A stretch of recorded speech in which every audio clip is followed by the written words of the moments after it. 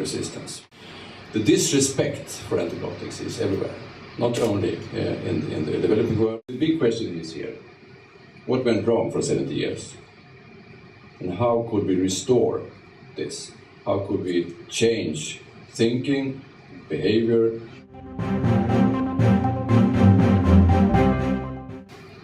What can we do?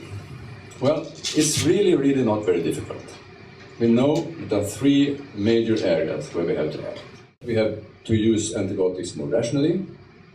It's easy to say, but we know how. There are a lot of tools, a lot of knowledge, but it's not fully implemented. Spread is another factor. Outside use, we have spread. These bacteria spread between patients, between countries, between animals and men, and so on. We need to restore the balance.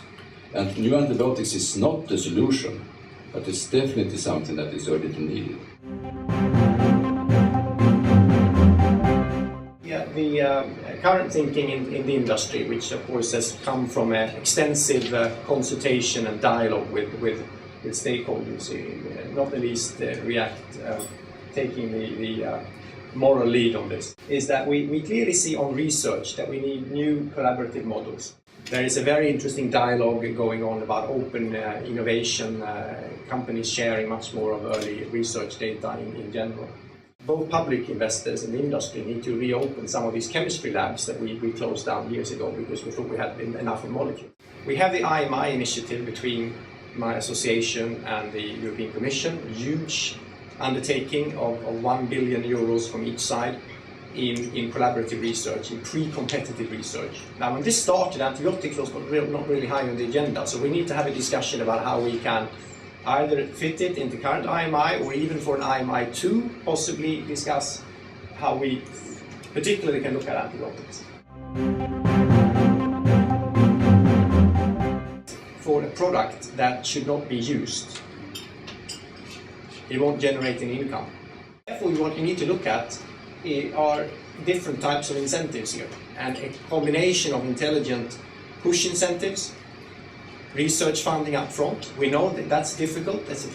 Picking the winners is not easy. The pull mechanisms, which is something that you pay afterwards, there are examples with advanced purchase commitments, prices. So there are a number of different options that we are looking at, and FBI is about to finalize a discussion paper on this that will be released shortly. To an extent, maybe not for everything, but to an extent you need to de-link revenues from selling products.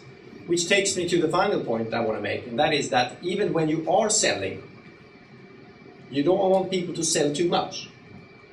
So the fundamental incentive for generating money, selling, we need to take away from this type of medicines. So you need a different logic behind this, and maybe that's what we call it. Maybe it's not so much a business model, it's a business logic that needs to change. Is there justification for intervention in the antibiotics market? We would argue that yes, there is. There is certainly a moral obligation to do so, given the high likelihood of an impending crisis. Also, the fact that consumption of an antibiotic by an individual doesn't affect just that individual. It affects society at large. It affects public health. Now, to varying degrees, generics are still useful for treating the majority of infections that we see within the health services. Also, we have conservation policies in place that basically send the message to companies that if they were to create a new antibiotic, that antibiotic would actually only be kept as a last resort, so they couldn't expect many sales. And finally, the short course, fully curative nature of antibiotics means that compared to drugs for chronic infections, we can expect much lower unit sales.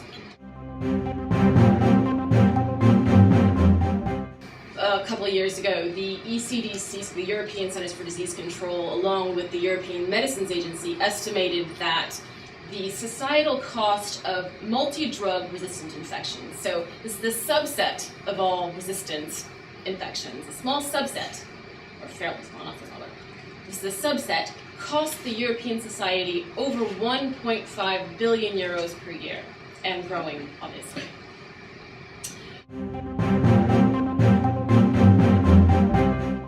Our report looked at over 20 different approaches to reignite the R&D for antibiotics. So now what we're trying to do is to really narrow down, given what we know, which proposed approaches would really suit this problem best. And we're trying to assess them according to numerous criteria. I don't even have them all here, there are a few more. So for example, we're looking at how well they support conservation efforts. So for example, if you're looking at a tax incentive, you don't want a tax incentive that's linked to sales or to marketing. Clearly, that's not what we want with antibiotics. We also want to be looking at how well they lower the barrier to entry, such that small and medium-sized enterprises can participate as well. We want to look at affordability, so not just how it would affect affordability within the EU, but also broader than that, how affordable these drugs would likely be in more developing country settings.